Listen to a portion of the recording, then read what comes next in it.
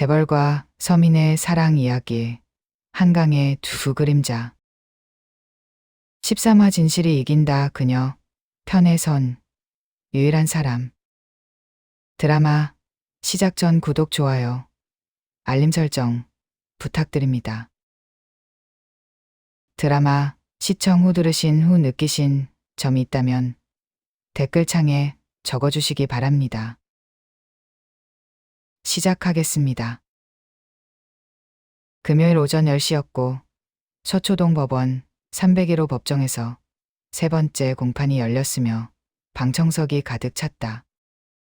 한서진은 원고석에 앉아 있었고 김정훈 변호사가 옆에 있었으며 맞은편 피고석에는 강그룹 법무팀 변호사 3명이 앉아 있었다.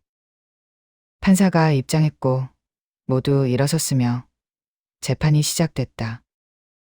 김정훈이 새로운 증거를 제출했고 1992년 사고 당시 작성된 안전점검 보고서였으며 안전장치가 전무했다는 내용이 적혀 있었다.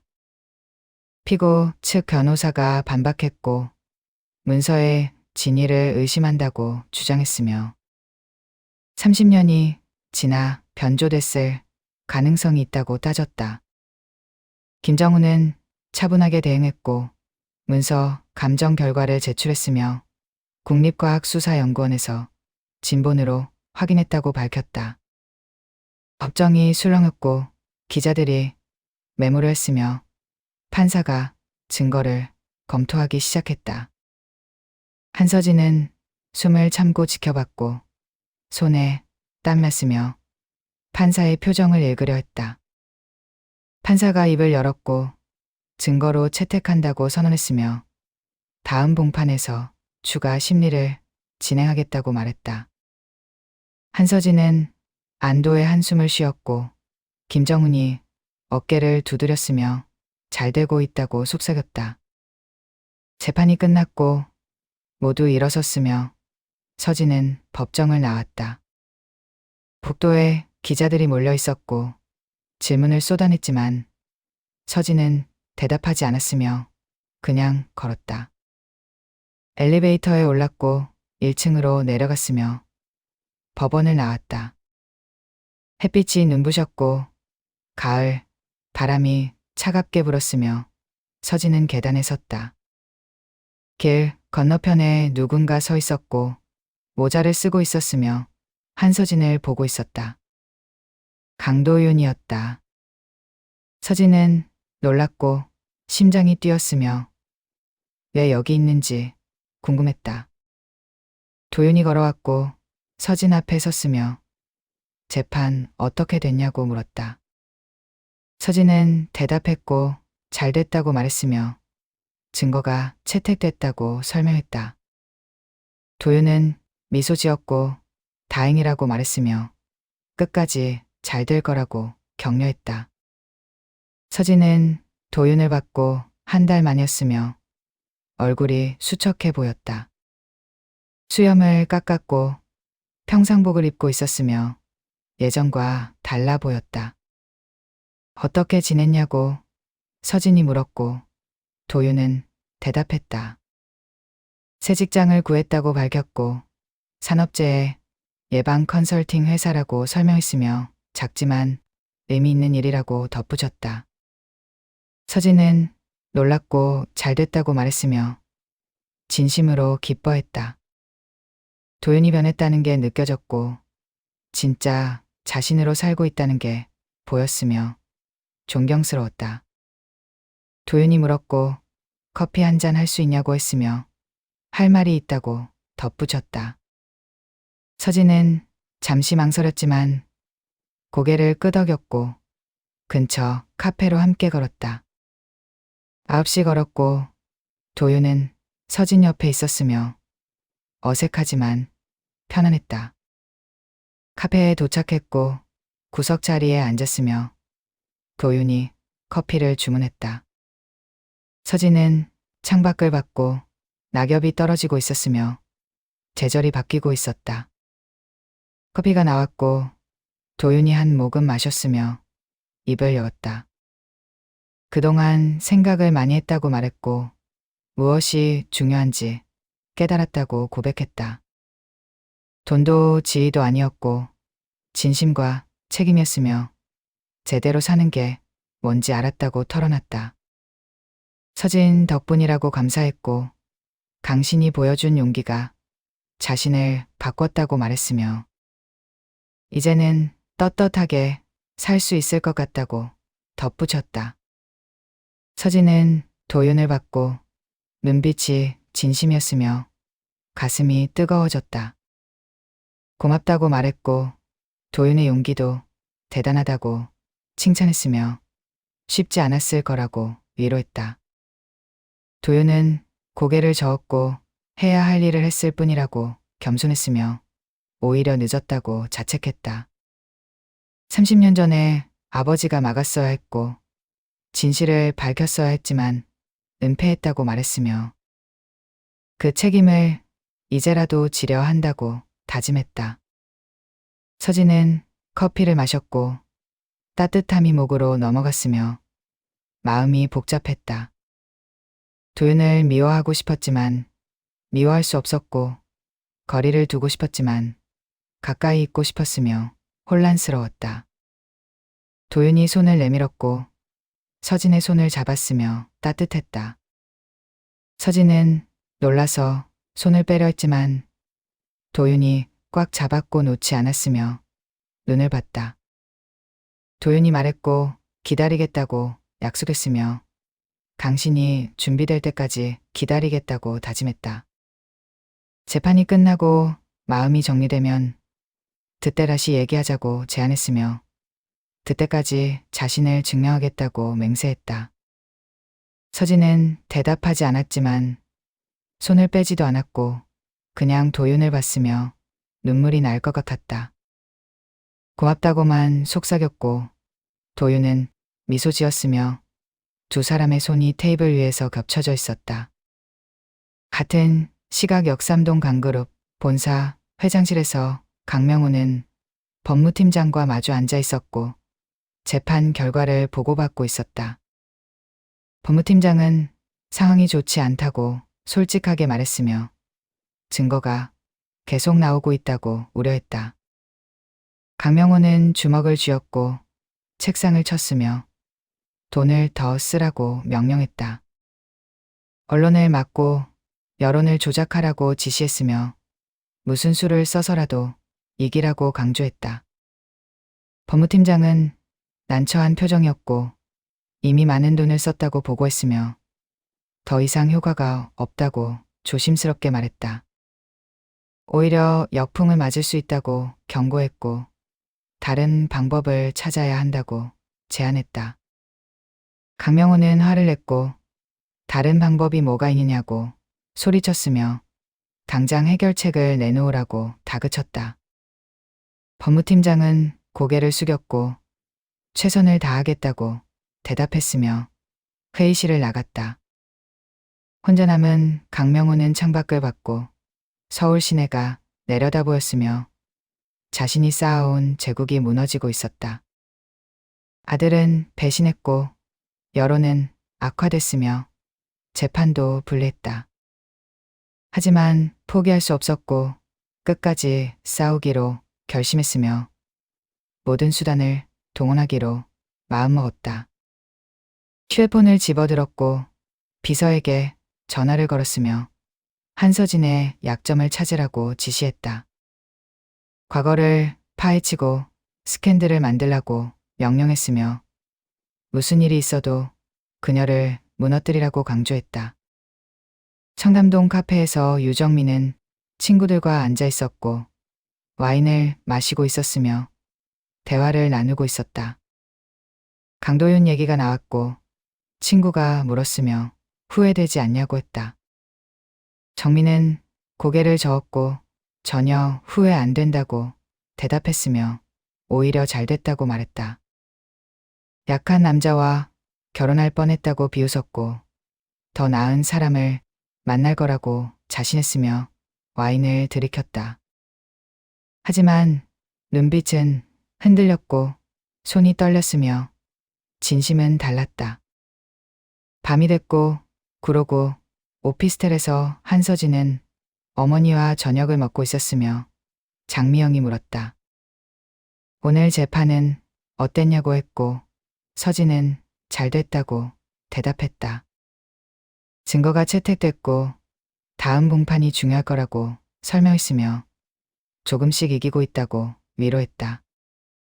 장미영은 고개를 끄덕였고 수고한다고 격려했으며 딸이 자랑스럽다고 말했다.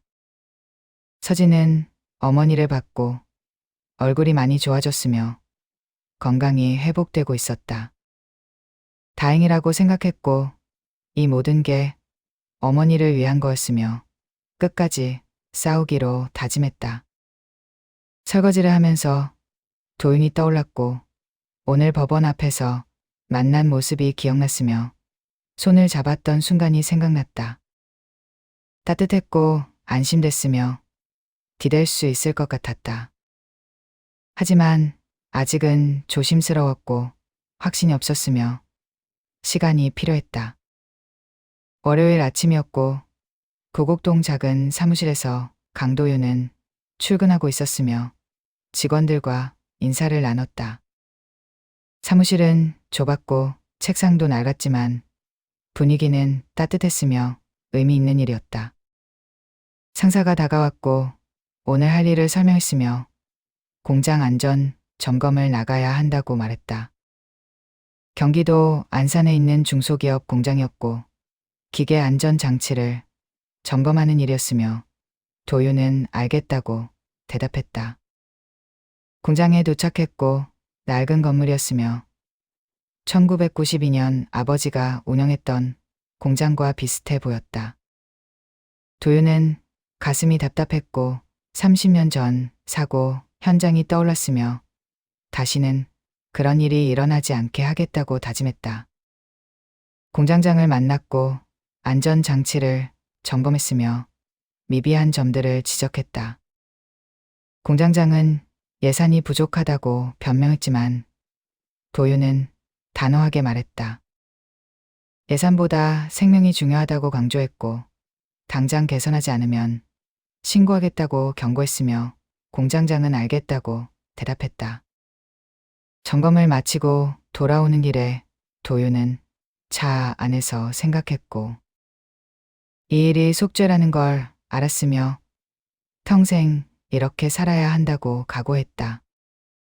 한서진이 떠올랐고 오늘도 법원에 갔을 거였으며 재판 준비로 바쁠 거였다. 연락하고 싶었지만 참았고 아직은 때가 아니라고 생각했으며 더 증명해야 한다고 다짐했다. 화요일 오후였고 그러고 오피스텔에서 한서진은 김정훈과 통화 중이었으며 다음 주 공판 준비를 논의하고 있었다. 김정훈이 말했고 증인을 한 명 더 확보했다고 보고했으며 강씨 공장에서 일했던 생존자라고 설명했다. 중요한 증이었고 사고 당시 상황을 직접 목격했으며 강명호의 책임을 증언할 수 있다고 덧붙였다. 서진은 기뻤고 잘 됐다고 말했으며 다음 공판이 중요할 거라고 강조했다. 전화를 끊었고 서진은 소파에 앉았으며 한숨을 쉬었다. 짖었지만 포기할 수 없었고 조금씩 이기고 있었으며 끝이 보이는 것 같았다. 창밖을 봤고 해가 지고 있었으며 서울 하늘이 붉게 물들었다. 도윤이 떠올랐고 지금쯤 퇴근하고 있을 거였으며 어떻게 지내는지 궁금했다. 휴대폰을 집어들었고 문자를 쓰려다 멈췄으며 뭐라고 써야 할지 몰랐다. 그때 문자가 왔고 도윤이었으며 잘 지내고 있냐는 내용이었다. 서진은 미소 지었고 답장을 보냈으며 잘 지낸다고 썼다. 도윤이 다시 보냈고 힘내라는 내용이었으며 응원한다고 덧붙였다. 서진은 고맙다고 답장했고 휴대폰을 내려놓았으며 가슴이 따뜻했다. 조금씩 가까워지고 있었고 서로를 이해하고 있었으며 시간이 해결해 줄 것 같았다. 금요일 저녁이었고 역삼동 한 고급 레스토랑에서 강명호는 언론사 사장과 식사를 하고 있었으며 회유하고 있었다. 사장은 난처한 표정이었고 여론이 좋지 않다고 말했으며 지사 방향을 바꾸기 어렵다고 설명했다. 강명호는 봉투를 내밀었고 안에 수표가 들어있었으며 부탁한다고 말했다. 사장은 잠시 망설였지만 받았고 최선을 다하겠다고 약속했으며 강명호는 만족스러운 표정을 지었다. 같은 시각 서초동 한 술집에서 김정우는 동료 변호사들과 술을 마시고 있었으며 한서진 케이스를 논의하고 있었다. 동료가 말했고 이기기 어려울 거라고 우려했으며 강그룹이 막강하다고 경고했다. 김정우는 고개를 저었고 증거가 충분하다고 반박했으며 반드시 이길 거라고 자신했다. 한서진의 용기가 대단하다고 칭찬했고 끝까지 도울 거라고 다짐했으며 동료들은 응원했다. 주말이 지나갔고 월요일 아침이 밝았으며 한서진은 법원으로 향하고 있었다. 오늘이 4번째 공판이었고 생존 증인이 출석할 예정이었으며 중요한 날이었다. 긴장됐지만 준비됐고 법원 계단을 올랐으며 법정으로 들어갔다. 방청석이 가득 찼고 기자들도 많았으며 모두 증인을 기다렸다. 판사가 입장했고 재판이 시작됐으며 증인이 증인석에 섰다. 60대 남성이었고 당시 공장 작업반장이었으며 사고를 직접 목격했다고 밝혔다. 김정훈이 질문했고 사고 당시 상황을 설명해 달라고 요청했으며 증인이 대답하기 시작했다. 목소리가 떨렸고 기억이 생생했으며 그날의 참상을 증언했다. 안전장치가 없었고 경고도 없었으며 순식간에 12명이 깔렸다고 말했다. 강명호 전무가 현장에 있었냐고 김정훈이 물었고 증인은 고개를 끄덕였으며 있었다고 확언했다. 사고 직후 나타났고 언론에 알리지 말라고 지시했으며 유족들에게 돈을 주라고 명령했다고 증언했다. 법정이 술렁였고 피고 측 변호사가 반박했지만 증인은 흔들리지 않았으며 진실이라고 강조했다. 판사가 증언을 기록했고 다음 공판 일정을 잡았으며 오늘 재판이 끝났다. 한서진은 법정을 나왔고 김정훈이 엄지를 치켜 세웠으며 잘됐다고 격려했다. 서진은 안도했고 조금씩 승리가 가까워지고 있었으며 희망이 보였다. 법원 계단을 내려가는데 도윤이 서 있었고 오늘도 왔었으며 서진을 기다리고 있었다. 서진은 걸어갔고 도윤이 미소 지었으며 두 사람은 말없이 함께 걸었다. 단풍이 떨어지고 있었고 가을이 깊어가고 있었으며 두 사람의 마음도 조금씩 가까워지고 있었다.